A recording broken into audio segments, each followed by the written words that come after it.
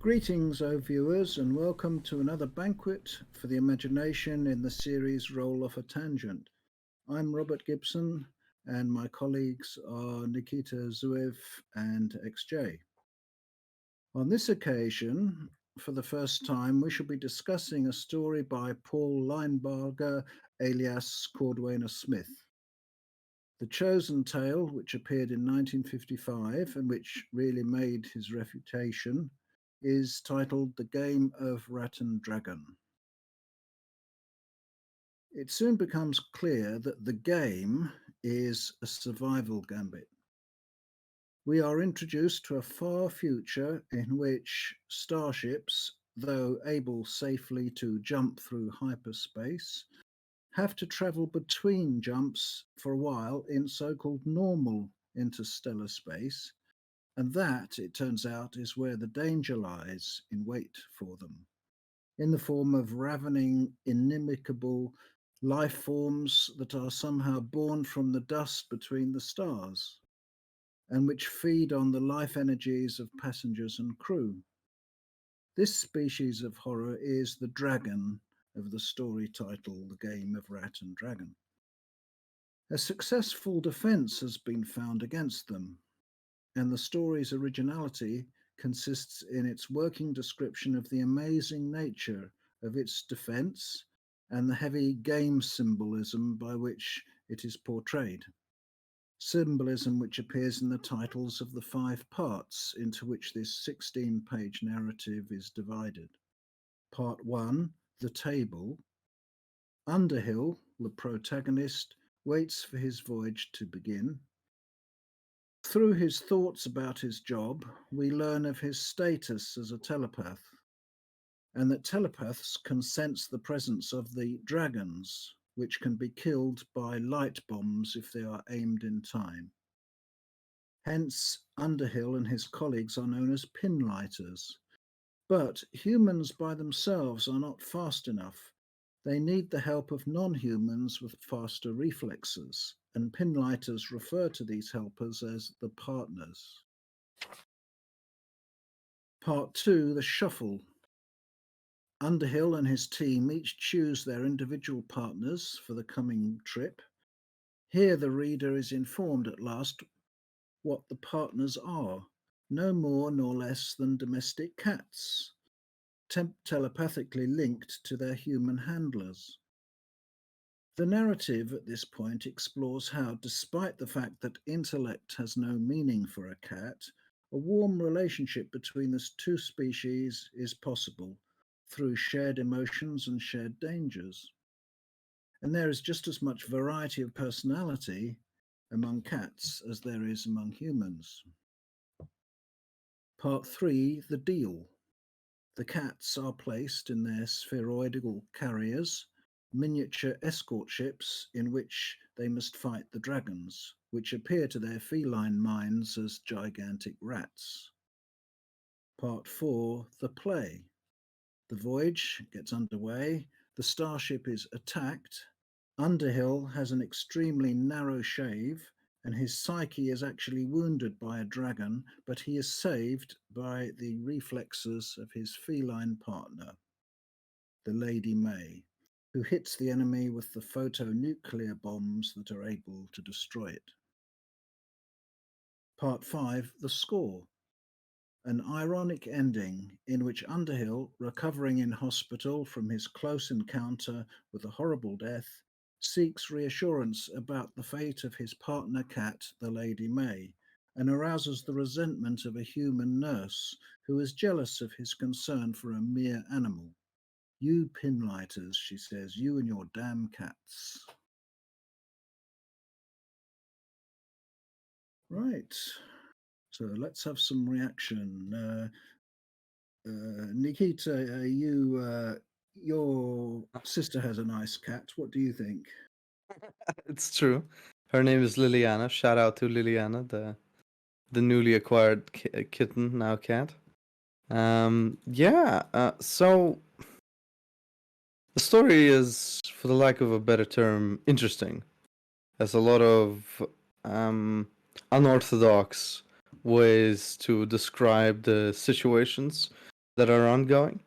What I do like about it is the world building itself is done in a very precise and interesting manner. Um, it's a slow build of an interesting tale, and whether or not the explanation itself is satisfactory, the journey towards it is quite enjoyable. The character of Underhill is, for the lack of a better term, your average ordinary human. And he has a lot of emotional baggage with which he um, travels the universe in this tale. Um, I do find some of the aspects of the tale quite strange. Um, Even I would say in some ways quite silly, in other ways very disturbing. Underhill has this strange desire to be with Lady May, and though at first it is framed as sort of a relationship as an owner and a pet, it quickly divulges into something way more human and even in some ways romantic. Um, which I'm not really sure what the author was trying to do with that. Maybe they were trying to show. He was trying to show the the connection that gets created from a pin lighter to their to their partner, to the cat that they use.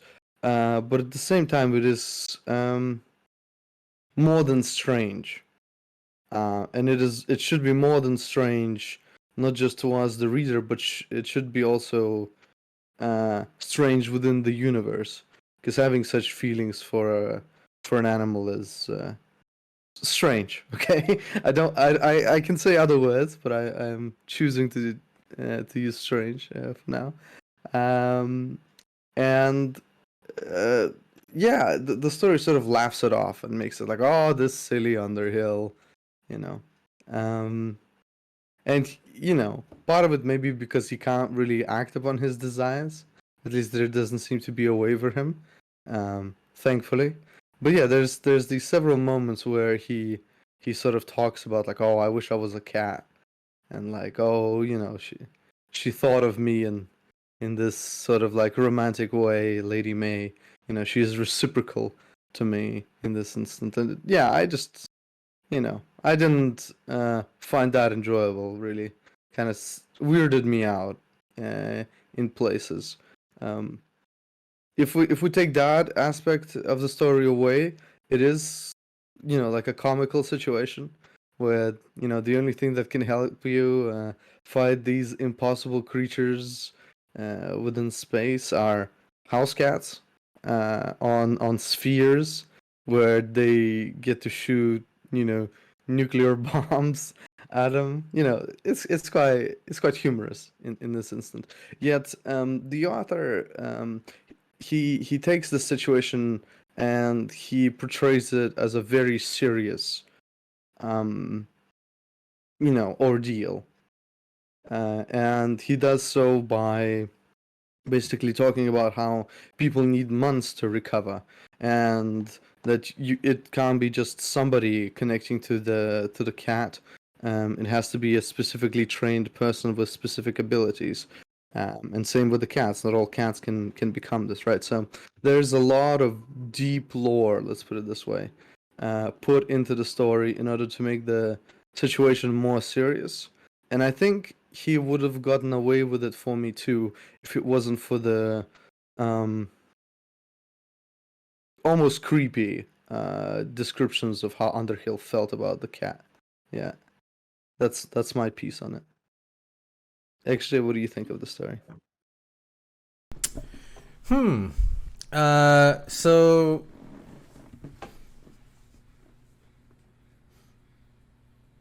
I'm trying to think of how I should proceed describing this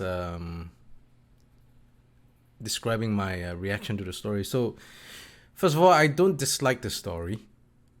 It is actually quite nice. And it's definitely one of those stories I can sit down when I have a bit of free time in an afternoon. And if I have a cup of tea beside me and a bowl of nuts, that is totally what I would do. Just sit down near the balcony and read this. This is not a very demanding read. It's also not a bad story at all. Having said that, I actually have a issue taking the story seriously. And so there are some really good things about the story actually before I jump into that. So let me start off with that. So first, I really like the way the author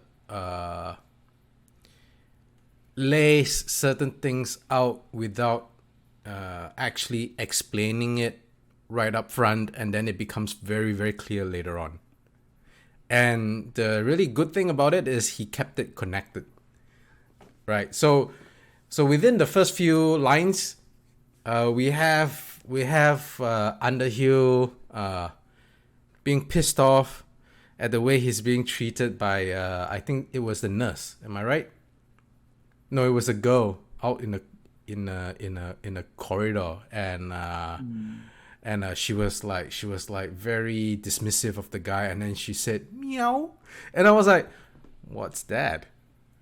And then very, very soon, it's like midway through the story, you realize what that meow is referring to.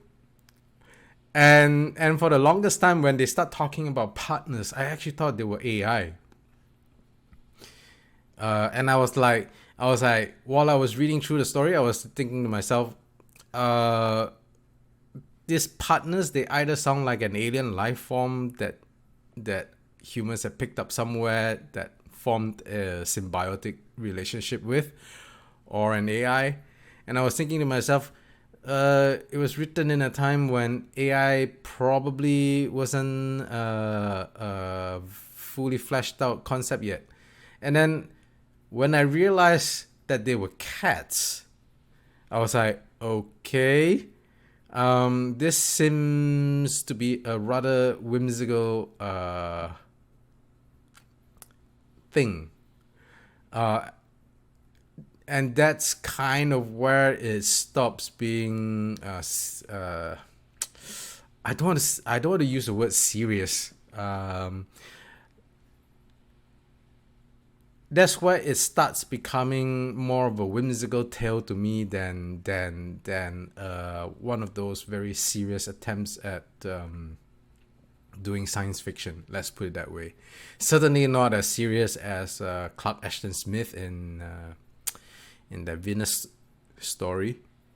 In that vein, not that it's a bad story. It's just that it's sitting on a space that's a little bit more lighthearted, I should say. Yeah.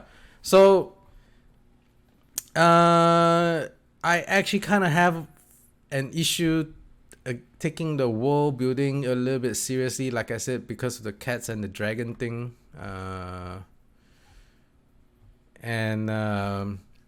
As for the relationship with the cat, I am completely non-judgmental on that.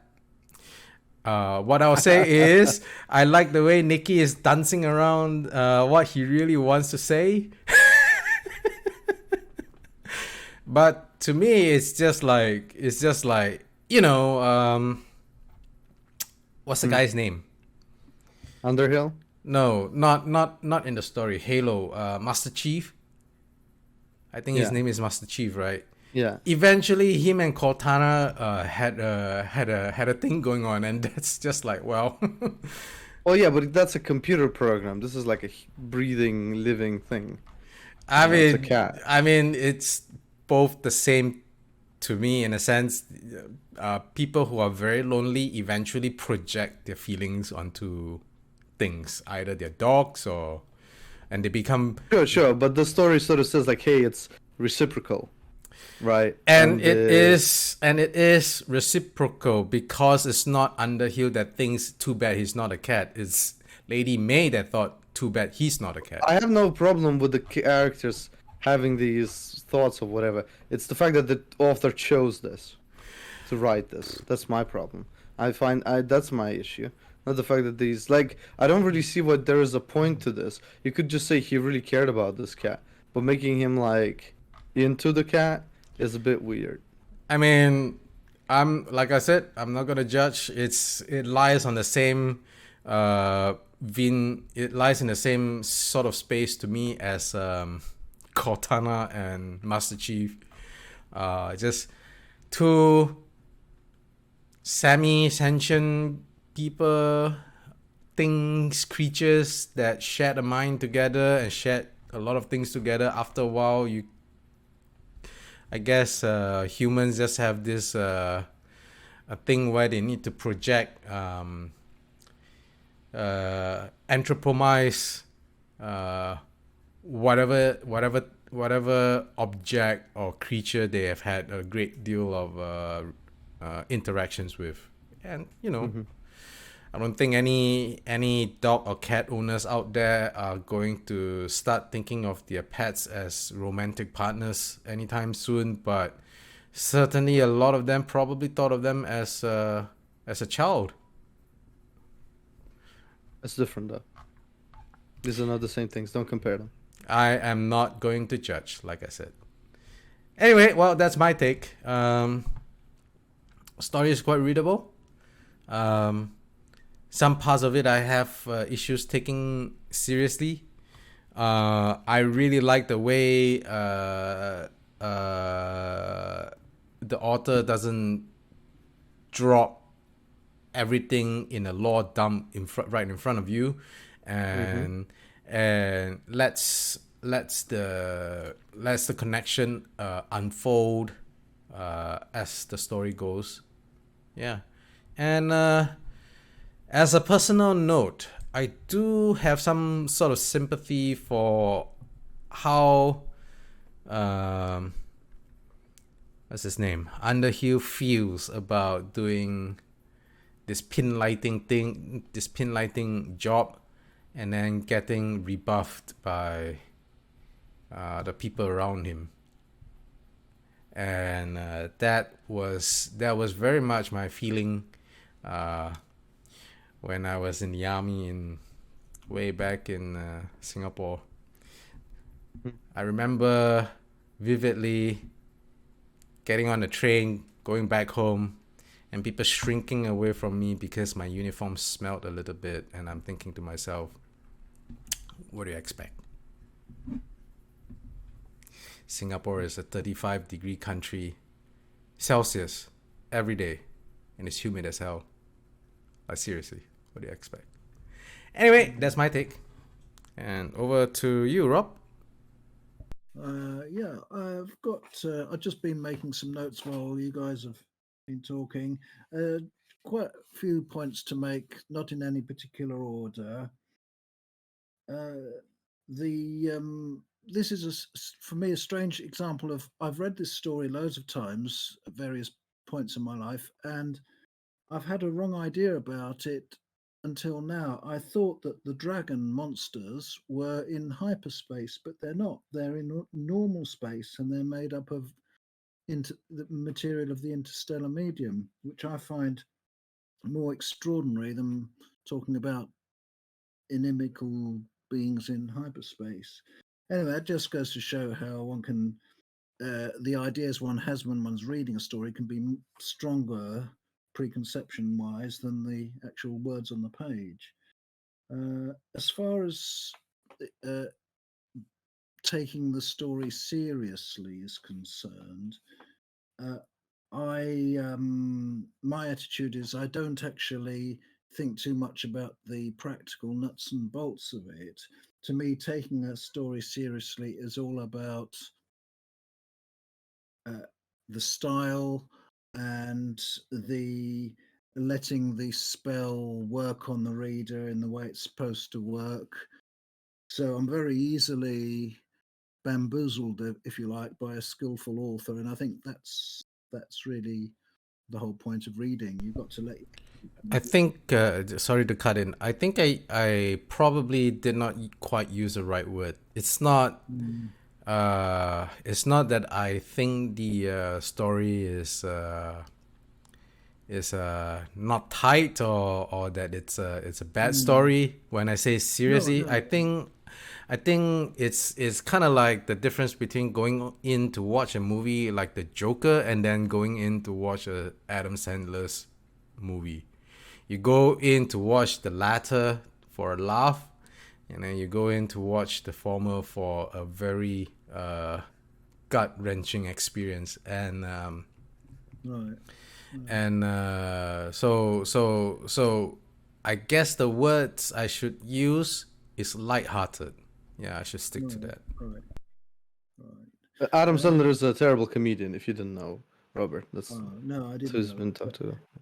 About the relationship between the cats and the humans. No, here we go. I think if a more modern writer had been writing it, it would have just been completely yuck.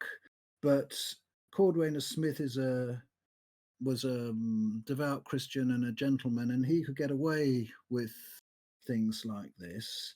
I think the main point he was trying to make was that emotional intelligence is more important than what we think of as intellect, and therefore a creature has just as much worth. If it can match us in emotional intelligence, it's got just as much worth as a human being. Never mind whether it's got brain in our sense of the word. And of course, this in itself is a disturbing conclusion, because when you think of the way we treat uh, animals, it's apt to induce guilt if one thinks about that sort of thing too much. But anyway, I think he succeeds in that aim. Another unrelated point about the story is the extraordinary, shall we say, example it gives of, and it's a believable example of really, you could say, an insane human urge to go into fantastically dangerous environments.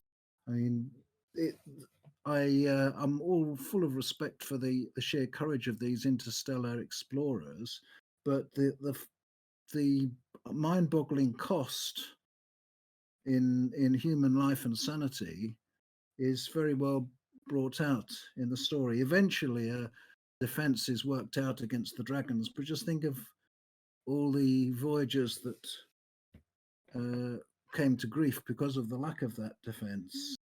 The countless lives lost. Yeah. Yeah. It just and yet I can believe that. I can believe that if the future really did turn out like that, that people would keep trying and trying and trying, no matter what the cost. There's something about the human race that makes it do that sort of thing. I don't know whether to admire it or to deplore it for being totally stupid. I really don't know.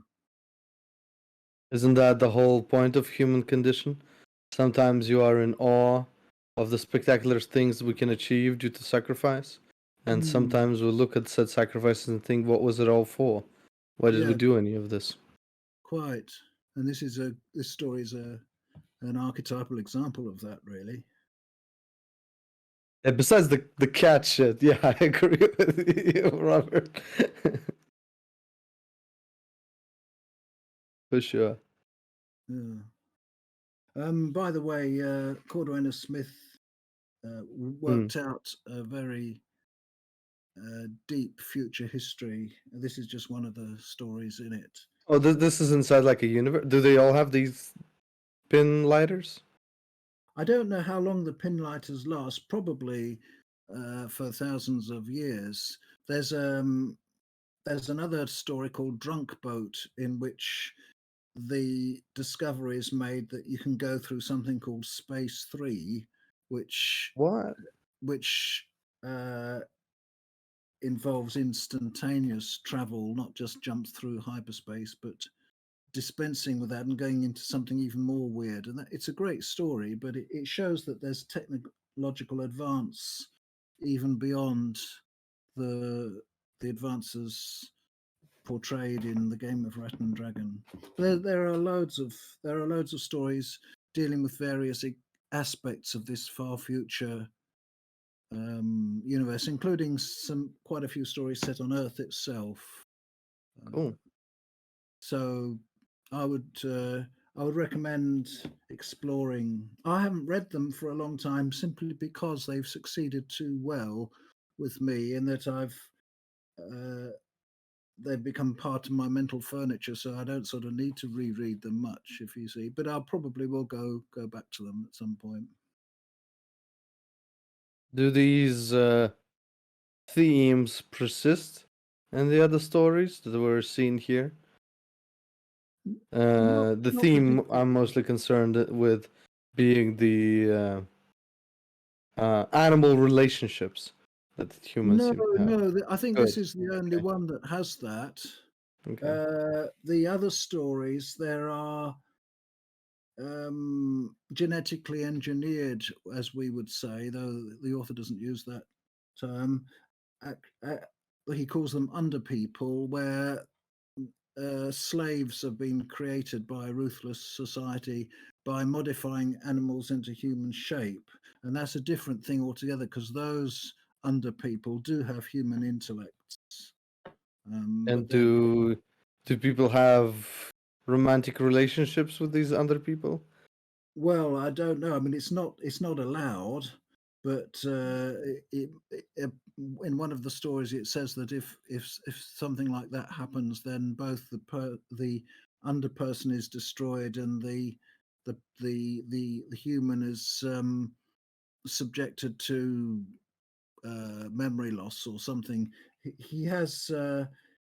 He has a ruthless organization called the Instrumentality of Mankind, which doesn't actually have any kind of equivalent in any other future history by any other author that I know. The Instrumentality of Mankind consists of super powerful lords and ladies who kind of oversee human history and give it a nudge every now and again. Oh, It's like Illuminati kind of thing. Yes, I suppose so, but they're not so much a secret society as a mysterious society. What's the difference? Yeah. Anyway, Whether they it's are known to the public, I suppose. Well, we know what the Illuminati are, right? So. they're not unknown, but there's a great gulf between them and the public. One of the best stories, Alpha Ralpha Boulevard, is when the instrumentality realize that they have gone too far in making life easy and cushy, and they decide to bring back uh, uncertainty and diseases and risk and all that into human life. That's a very powerful story. People would have a field day with that with the current climate, the political climate. I mean, there's these oh man, there's these conspiracies that basically all the diseases that have been circling around in the past like 30 years, and same with the economical strains. They were all just like made up stuff that shouldn't really affect you. Because people try to find a scapegoat, and so they find the idea that some sort of a super powerful selection of individuals have been doing this stuff. So it's actually quite in a sense contemporary when it comes to the current times and how people perceive reality instead of fiction, which is quite scary. Well, I think if you read the story, you might change your mind about that because the context is very, very different from now. Yeah, for sure. I'm not saying that they're one to one. I'm just saying it's funny how a very a very old idea is currently in fiction is being proponent as like, yeah, that's what's actually happening today. So yeah, that's interesting. I don't have like much to say about the story. As I said, I apologize. It's probably one of the only tales that I don't have much to say about. Probably because of the some of the content within it that just kind of rubs me the wrong way. The lore is phenomenal. I think the way the first part is written, the slow reveal and build up towards like how what is really happening and how it's all has come to this way. Those descriptions, they are phenomenal. I think there you can really see why this author has been remembered. Hmm. It's a pity he lost his notebook. He had a notebook and he lost it and left it behind in a restaurant, which had all his notes for all the stories and how they fitted together and so on. It must have been a terrible thing to lose all That that. that does suck. Yeah. I had an old laptop when I was a kid, and I had like this entire world written out in it, like with Word documents and PDFs and all that stuff. I don't know where that laptop is. Probably somewhere like in some old garage. But I've Mm, regretted many times over not like uh, getting all of that information on a USB stick or something. mm, So I can relate. mm. Yeah, actually, you have anything else to add about the story, or I don't know, your personal experiences with world building? I'm. I have to read more of the of story set in this universe to actually come to. No, I meant like your own lore stuff. I'm not talking about the universe of the author we're discussing. Oh, you mean losing my notes? Well, no, I mean, do you have no like you've written a book that I've been reading. Well, thank Um, you. yeah, no problem. Little promotion for everybody else. Adventures of Longtail, fantastic work by XJ here. You know, uh, I'm through like 4 chapters. It's been quite exciting, non-stop action so far. Let's see where it goes. Thank you. But yeah, what's how do you what are your notes looking like for that thing? I Do you have have like a big Bible of sorts? So I yeah, have no go on. notes. Mm. I don't have notes. Okay, explain. Yeah, I just remember them. Aren't you afraid that one day you're not gonna remember? Not not really. What Some if you things die tomorrow? Yeah, sorry. that's I decided to go on an extreme thing. then I go into the long dark night with a Mm. toast. Then That's that's nice. it. Like I don't know, man. I rarely put down my thoughts and notes for this kind of stuff because I usually have a very good memory of certain things that concern myself. Not, I'm trying to be very careful here. I'm not. Oh, I don't always have a very good memory, but there are some things that just live in my mind really well, especially if I can visualize them, and if I can visualize them, then usually there is no issue for me remembering things. I never take photographs when I go on trips, for instance, because I remember them. Mm. And so because they all live inside my head, I never felt the need to take photos, take notes, or any of that stuff. And sometimes what I find is that if I misremember things a little bit, some errors crept in, and then they birth a whole new thing altogether. Uh, I just kind of let it be. I I guess my answer is my TLDR is I don't feel the need yet to take notes, so I have none. Mm. All It's right. inconsistencies are the danger, aren't they, that lurk in any big epic enterprise. You've got to That's right. Yeah, I couldn't imagine not taking notes. Sorry for that interruption, folks. So as I was saying, actually, Robert, do you have a system of sorts which you use in order to take notes? Yes, I'm writing my epic online on my website, and I have a reference page on the site. And whenever I realize that something might be uh, necessary to note down in the glossary, you can call it a glossary if you like, I note it there. And I often have to refer to it.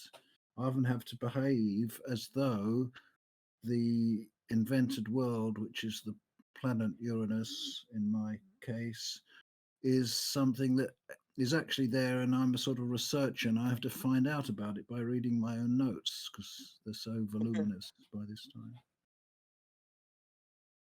I haven't gotten to that stage yet, but yes, I have. I myself have a lot of Word documents and PDFs and just various notes and informations about my fantasy world and my sci-fi world, which I don't really touch that often anymore. Regrettably so, even I would say. Hmm. Hmm. Yep. So there we are. Right. Well, it seems like we have come to a natural stop to the discussion on a game of Rats and Dragons. So, any last words before we wrap this up? 4 out of 10. Okay. And Rob? Yeah, I would give it my usual 10 out of 10 because I can't think of anything wrong with it. No, the sexual behavior with the cat, like at least the imagination of it, doesn't rub you the wrong way in any way. Well, it's, as I say, it's the author gets away with it because he's a decent writer, so he's not. It's not like. I mean, even all right. So even if you describe someone thinking about something in a nice way, it doesn't take away the fact that they're describing it, right? No, I don't think. I don't think it's necessary to read it the way you've read it. Okay, Because hold on. I'm gonna couldn't find the exact quote I'm talking about. you couldn't ask for a more straight-laced person than myself. I'm absolutely, completely. What's the word? Full of prudery and whatever you like to say. So if I think it's all right, then it's all right. You can.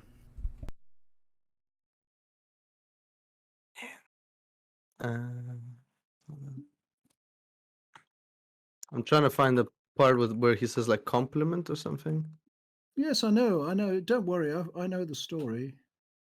Yeah, I know you know, but I just I want the listeners of our thing know what I'm talking about, and I'm not being like what's it called? An alarmist. I think it is quite weird. Hold on.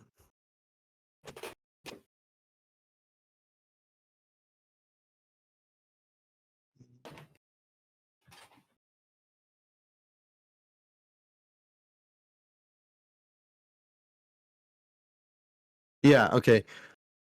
When he had first come into contact with her mind, he was astonished at its clarity. With her, he remembered her kittenhood. He remembered every mating experience she had ever had. Okay, all right, that's a weird jump. And then he saw in a half-recognized gallery all the other pinlices with whom she had been paired for the fight, and he saw himself radiant, cheerful, and desirable. He even thought he caught the edge of longing.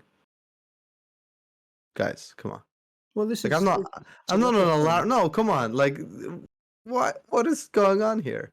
it's I was gonna telepathy. let it go. No, It it's is telepathy. yeah. So what? It's still creepy. He was like, oh yeah, she shared with me all the cats she's had, and then what's it called? She wanted me too. I How don't else are think you gonna it's. interpret Well, that? how else? It's because it's the whole thing is seen through a haze of, um, shall we say, telepathic um, displacement. If you're telepathic in the way described in this story, you cease to be yourself in some ways, and you become the other creature. So it's all bets are off in that sense. Sure, I'm not arguing that this is not possible. Sometimes it feels to me like you know the author personally, and you really want to defend him because he's a good friend of yours, or like you wrote the story himself. But like, look, Cordwainer Smith can stand on his own two legs. I don't think you need to like what's it called? Explain away the strangeness in these lines for him. Even though that you could have like an explanation of sorts, which I can more than agree with. Let's put it that way, Robert. It has nothing to do with like fixing it into the story so that it makes sense. That's not my issue. My issue is not that it doesn't make sense. My issue is that it's creepy. My issue is that is like he could have picked any other subject to showcase this sort of combination of two minds. You could be like, man, I keep thinking about fish and salmon, although I hated it before, and she thinks about steak. Like we kind of accidentally swapped these things or something. Like you could have shown that in this way or a different way. But, to spend more than a third of their interactions with them sort of having these feelings for each other, just find it strange.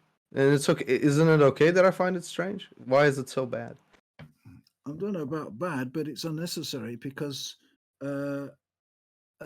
as I say, I'm a very old-fashioned, straight-laced person, and I don't see the need to read it that way. I'd be very, very sensitive to anything yuck, and I don't think this is yuck.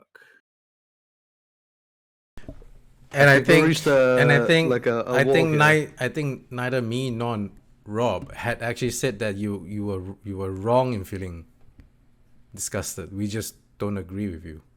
That's all. No. Rob explains it away, trying to say why it's not creepy. So definitely he disagrees. I think my explanation is quite valid in that if you're dealing with telepathy, your identity is no longer completely your own. In fact, if you can imagine, this is going far beyond this story, but you can imagine a society of full telepaths, it would no longer be an individual mind at all. It would be a group mind. I have no issue with you, actually. You haven't said that you like or dislike the situation or try to explain it away. I have with, like with Robert's compliance that this is fine and okay, which I don't think it is. And I don't want it to be portrayed that it is. So that's why I read the thing. And I'm standing on if it makes you feel better, I think Lolita is a really disturbing story myself. And I actually find the relationship between Cortana and Master Chief to be a little bit disturbing too, but Right. Again, let's put it this way. So I think the issue I'm having with Robert's explanation is that like, well, I don't find it disgusting, he says, right? And then he explains not why it's not disgusting, but he explains why it makes sense psychologically. It still doesn't erase the fact that this guy is like thinking about it this way and that you could describe it a different way, right? So he's not really answering what the issue I'm presenting. Robert is just saying like, well, it's not disgusting, and here's the reason why this is happening in the story. So, but there's no explanation why it's not disgusting. I still have not been given that explanation. Well, all right. Well, try this one then. You're saying that this guy, i.e., blah blah, but Underhill. It's no longer this guy. If it's in a telepathic situation, he's no longer himself. To that extent. Yeah. But what are you saying that the cat wants itself? Like what do you mean? What am I meaning?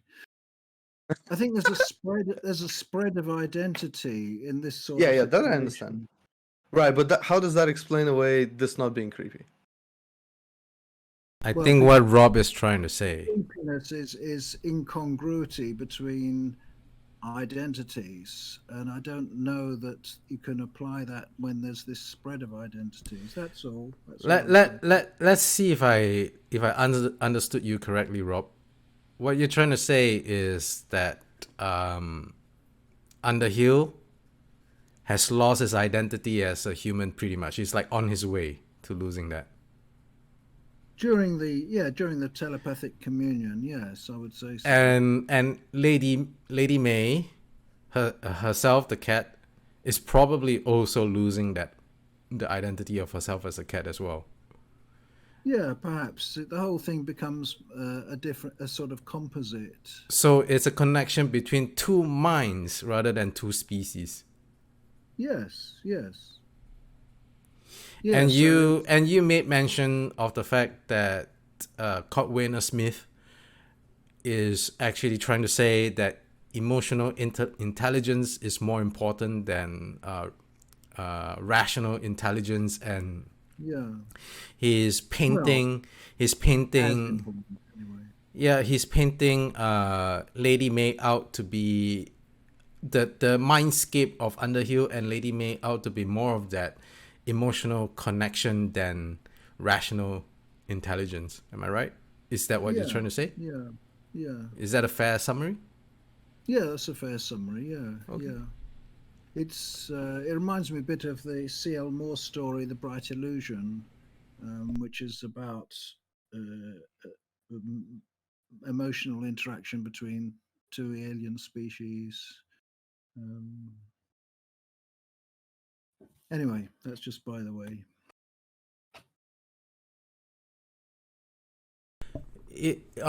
Is my summary satisfactory to Nikki? Understand what he's been saying the entire time. I appreciate the fact that you summarized it. I have understood it from day one. Still doesn't answer my questions, but it's fine. I think we are wasting time at this point because I don't think we're gonna come to a conclusion that is satisfactory to both parties. So 4 out of 10 for me. That's about it on the story. Okay, and just because I don't want to drag the thing on anymore and add fuel to fire, I'll abstain from giving it a score. All right, well, it's been it's a very fiery start to 2023, and I hope everyone's new year is as spicy as this podcast. Thanks for listening, guys. Happy New Year.